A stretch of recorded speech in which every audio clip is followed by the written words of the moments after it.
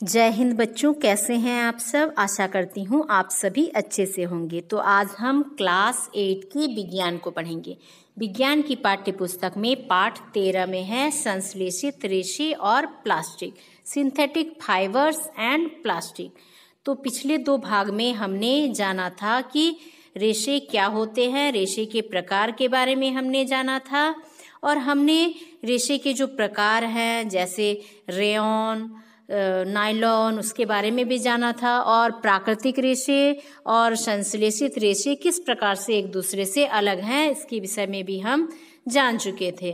साथ ही हमने उससे जुड़े कुछ प्रयोग भी करके देखे थे। संश्लेषित जो रेशे हैं उसके गुणों के बारे में जाना था, प्राकृतिक रेशों के गुणों के बारे में जाना था और प्लास्टिक के बारे में भी हम कुछ हद तक जानकारी इकट्ठा किए थे। साथ ही हमने प्लास्टिक के जो प्रकार हैं उसके बारे में भी जाना था।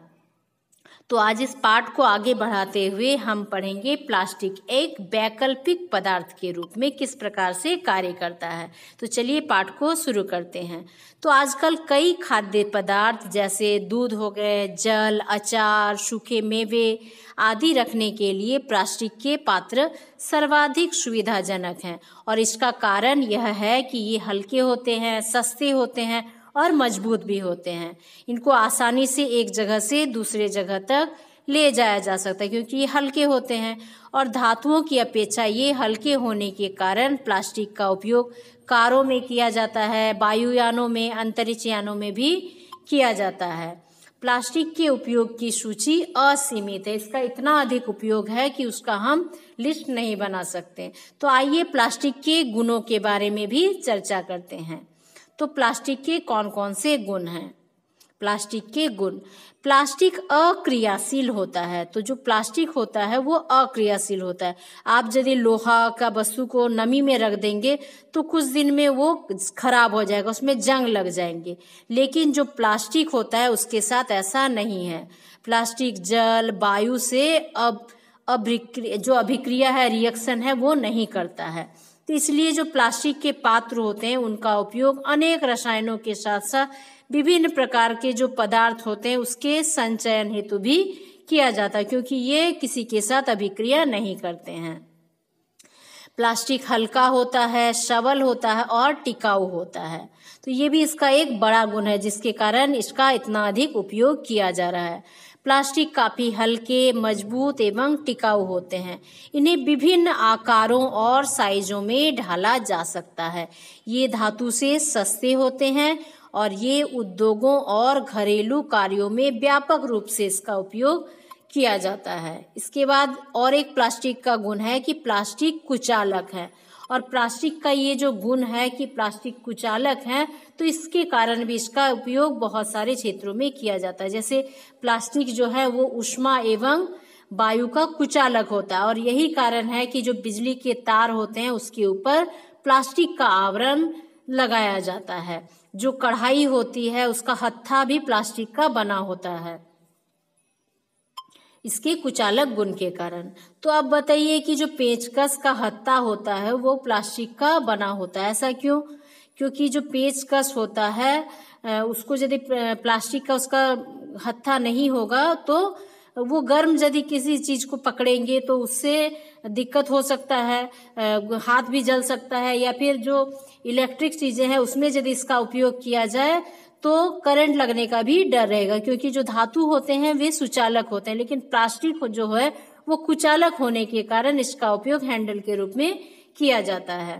तो क्या आप जानते हैं कि जो प्लास्टिक है वो स्वास्थ्य देखभाल उद्योगों में भी व्यापक पैमाने पर किया जाता है। जैसे दवा की जो गोलियां होती है उसको पैक करने के लिए, जो घाव होते हैं उसको सीने के लिए धागे के रूप में, सिरिंज में, डॉक्टरों के जो दस्ताने होते हैं और विभिन्न प्रकार के जो चिकित्सकीय यंत्र होते हैं उसमें भी प्लास्टिक का उपयोग किया जाता है।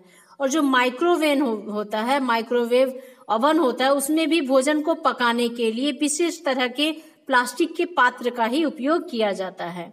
माइक्रोवेव ओवन में ऊष्मा जो होता है वो खाद्य पदार्थों को पका देता है परंतु जो प्लास्टिक के पात्र है उसको किसी तरह से प्रभावित नहीं करता। इसलिए माइक्रोवेव में भी प्लास्टिक का उपयोग किया जाता, प्लास्टिक के बर्तनों का उपयोग किया जाता। अब हम देखेंगे नॉन स्टिक बर्तन में, तो जो टेफ्लॉन है ये एक विशेष प्रकार का प्लास्टिक होता है जिस पर तेल और जल नहीं चिपकता है, और इसका उपयोग भोजन पकाने के लिए जो नॉन स्टिक बर्तन होते हैं उसमें किया जाता है, जिससे वो काफी कम तेल में भी पक जाता है और जो भोजन होता है वो तली में नहीं चिपकता, बर्तन में नहीं चिपकता है। प्लास्टिक और पर्यावरण। प्लास्टिक के तो हमने बहुत सारे गुणों के बारे में जाना, लेकिन जो प्लास्टिक है वो पर्यावरण पर क्या प्रभाव डालता है उसके बारे में भी अभी हम जानेंगे। तो प्लास्टिक एंड इन्वायरमेंट, तो हमारे घरों में तथा अस्पतालों आदि में प्लास्टिक का जो कचरा होता है वो इकट्ठा होता रहता है, क्योंकि प्लास्टिक का इतना ज्यादा उपयोग है कि उसका कचरा भी अधिक उत्पन्न होगा। तो अंत में ये जो प्लास्टिक के कूड़े कचरे हैं वे कहाँ जाते हैं, और आज प्लास्टिक का जो निस्तारण है वो एक बड़ी समस्या है। ये जो प्लास्टिक के कचरे उत्पन्न हो रहे हैं इसका किस तरह से निपटान किया जाए, ये एक बड़ा समस्या बनकर खड़ा हुआ है। तो पदार्थ जो प्राकृतिक प्रक्रियाओं जैसे जीवाणु द्वारा अपघटित हो जाते हैं उन्हें जैव निम्नीकरण कहते हैं। जिनका अपघटन जीवाणु कर देते हैं उसे बायोडिग्रेडेबल कहते हैं। और वे पदार्थ जो प्राकृतिक अपघटकों द्वारा आसानी से विघटित नहीं होते हैं, जैसे जो प्लास्टिक है ये क्या है, प्राकृतिक, ये सूक्ष्म जीवों द्वारा अपघटित नहीं होता है, तो ये हो गया अनिम्नीकरणीय, नॉन बायोडिग्रेडेबल पदार्थ हैं ये। तो विभिन्न प्रकार के कचरों के अपघटन में लगा समय और उनकी जो प्रकृति है उसके बारे में हम तालिका में देखेंगे। तो विभिन्न प्रकार के कचरों के अपघटन में लगा समय एवं उनकी प्रकृति। तो कचरा या अपशिष्ट पर जो प्रकार है उसको इसमें लिखेंगे और अपघटन में लगा समय को यहाँ भरेंगे और कचरों की प्रकृति को यहाँ बताएंगे। तो जो कचरा है जैसे सब्जी हुआ, फल के छिलके, बचा हुआ भोजन, तो उसका अपघटन करने में 1 से 2 सप्ताह का समय लगता है सूक्ष्म जीवों को, और इसका अपघटन हो जाता है, इसलिए ये जैव निम्नीकरण है। तो ये जैव निम्नीकरणीय कचरे हैं। इसके बाद कागज के अपघटन में 10 से 30 दिन का समय लगता है, ये जैव निम्नीकरणीय है क्योंकि इसका भी अपघटन सूक्ष्म जीवों द्वारा हो जाता है। अब है सूती कपड़ा, तो जो सूती कपड़ा है उसको अपघटित होने में 2 से 5 माह का समय लगता है, लेकिन इसका अपघटन होता है सूक्ष्म जीवों के द्वारा, इसलिए ये भी जैव निम्नीकरणीय है। इसके बाद है लकड़ी, तो जो लकड़ी है इसका अपघटन 10 से 15 वर्ष का समय लग जाता है, तो काफी लंबा समय लगता है, लेकिन इसका भी निम्नीकरण होता है, इसका भी अपघटन होता है, इसलिए ये भी जैव निम्नीकरणीय है। इसके बाद जो अगला कचरा है ऊनी वस्त्र, तो ऊनी वस्त्र को अपघटित होने में लगभग 1 वर्ष का समय लग जाता है, लेकिन इसका भी अपघटन होता है, इसलिए ये भी जैव निम्नीकरणीय है। इसके बाद कुछ कचरे हैं जैसे टीन का कचरा, एल्युमिनियम और अन्य धातुओं के जो डिब्बे होते हैं, ये अपघटित होने में 100 से 500 वर्ष का समय लगाते हैं, मतलब काफी लंबा समय लगता है। इसका अपघटन सूक्ष्म जीवों द्वारा नहीं हो पाता, इसलिए ये जैव अनिम्नीकरणीय है। इसके बाद है प्लास्टिक की जो थैलियां हैं जो बहुत ज्यादा हमारे घरों में उत्पन्न होती हैं, तो इनको अपघटित करने में कई वर्षों का समय लगता है, लेकिन ये अपघटित सूक्ष्म जीवों द्वारा नहीं किया जाता है, इसलिए ये जैव अनिम्नीकरणीय है। तो इस तरह से हम देख रहे हैं कि जो धातुओं के डिब्बे हैं या फिर प्लास्टिक की थैलियां हैं ये जैव अनिम्नीकरणीय, इसका अपघटन सूक्ष्म जीवों द्वारा नहीं किया जाता है। तो ऐसे कचरों का उत्पादन हमको कम से कम करना चाहिए, क्योंकि ये प्रकृति के लिए बहुत हानिकारक है, क्योंकि इनका अपघटन नहीं हो पाता है। चूंकि प्लास्टिक अपघटित होने में अनेक वर्ष लग जाते हैं, अतः यह पर्यावरण के लिए हानिकारक होते हैं तथा पर्यावरण को प्रदूषित करते हैं। तो जब संश्लेषित पदार्थों को जलाया जाता है तो यह आसानी से पूरी तरह जल नहीं पाता है और इसे पूरी तरह से जलने में लंबा समय लगता है। तो जो संश्लेषित पदार्थ हैं जैसे प्लास्टिक हुआ, तो ये क्या है, इसको जब जलाएंगे तो काफी समय लगता है इसको जलने में, और जलने में लंबा समय जितना लेता है उतना ज्यादा इसमें से विषैले धुएं भी निकलते हैं जो वायु को प्रदूषित करते हैं। तो इस समस्या का समाधान आप कैसे कर सकते हैं? तो प्लास्टिक से होने वाले प्रदूषण से बचाव के कुछ उपाय हम जानेंगे। जैसे जहां तक संभव हो हमें प्लास्टिक के उपयोग से बचना चाहिए, जितना हो सके हमें कम प्लास्टिक का उपयोग करना। जैसे हम यदि बाजार जाते हैं तो कपड़े की थैलियां हम साथ में ले जाएंगे ताकि हमको प्लास्टिक ना लेना पड़े सामान को लेने के लिए। उपयोग के उपरांत प्लास्टिक की थैलियों का निपटान सही तरीके से करना चाहिए ताकि पर्यावरण का जो दुष्प्रभाव है उसको ना पड़े, पर्यावरण को कोई क्षति ना हो। कपास या जूट से बने थैलों का प्रयोग करना चाहिए। प्लास्टिक की थैलियों के स्थान पर हमको कपास या फिर जूट के थैलों का प्रयोग करना चाहिए, जिससे प्लास्टिक जो कचरा है वो कम उत्पन्न हो।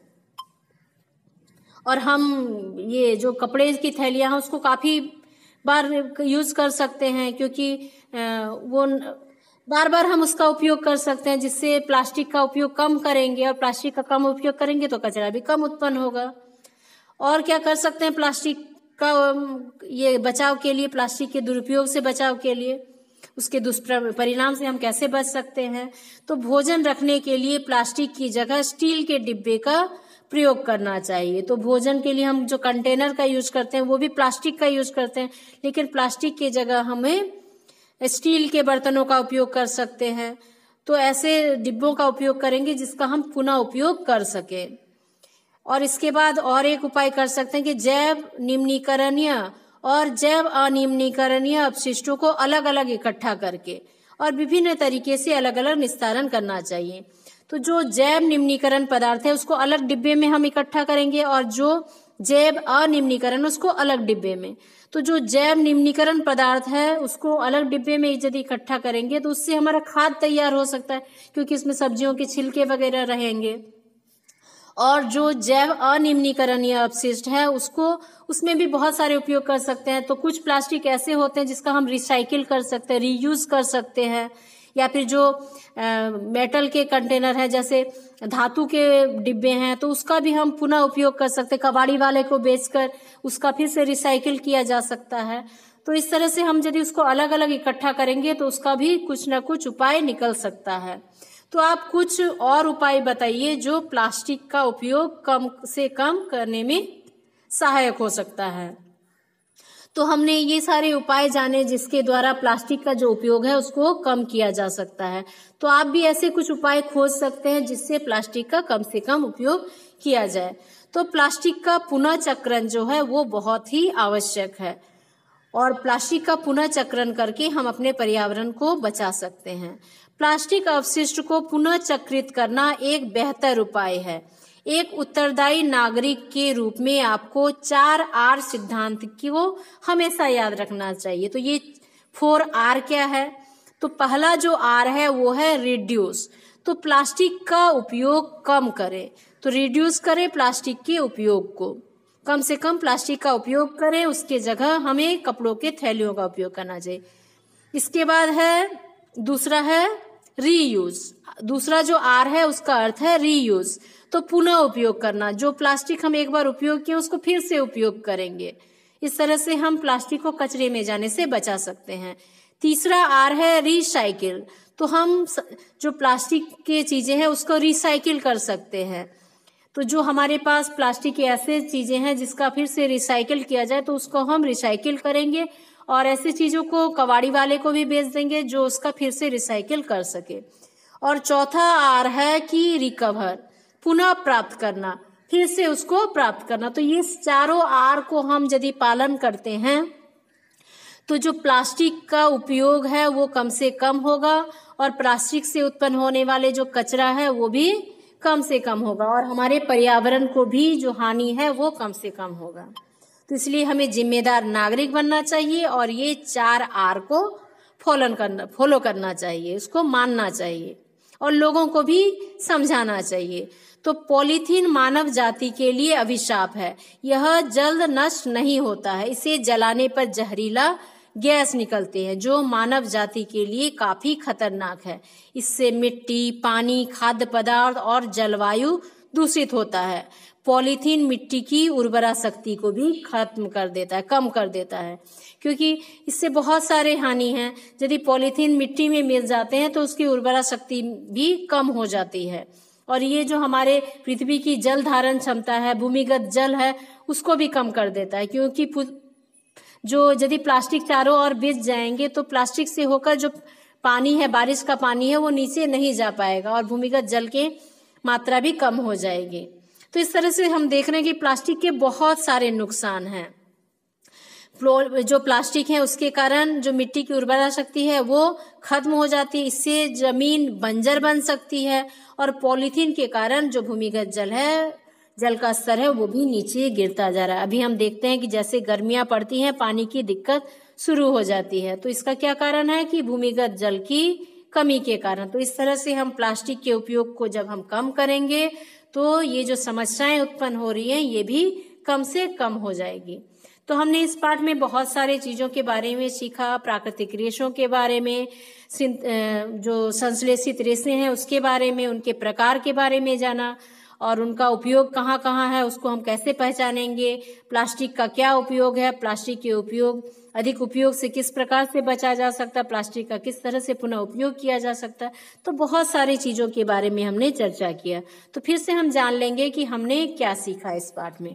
तो हमने सीखा कि जो प्राकृतिक रेशे की भांति जो संश्लेषित रेशे हैं, प्लास्टिक बहुत बड़ी इकाई से निर्मित होती हैं और इसे क्या कहते हैं, बहुलक कहते हैं। तो जो प्राकृतिक रेशे की भांति संश्लेषित रेशे और प्लास्टिक बहुत बड़ी इकाइयों में से निर्मित होती है, उसे बहुलक कहते हैं, और बहुलक अनेक छोटी छोटी इकाइयों से निर्मित होती है। इसके बाद है कि जो प्राकृतिक रेशे हैं वो पौधे तथा जंतुओं से प्राप्त होते हैं, जबकि संश्लेषित रेशे पेट्रो रसायन के रासायनिक प्रक्रमों से प्राप्त होते हैं। प्राकृतिक रेशों की भांति ही इन रेशों को भी कपड़ों के रूप में बुना जा सकता है।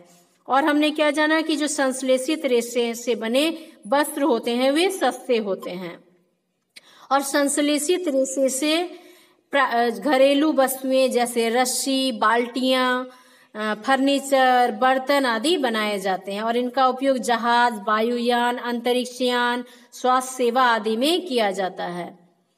और हमने क्या जाना कि जो संश्लेषित रेशे हैं इसके उत्पादन में प्रयुक्त रसायनों के आधार पर इन्हें रेयॉन, नायलॉन, पॉलिएस्टर, एक्रेलिक आदि अलग अलग नामों से जाना जाता है।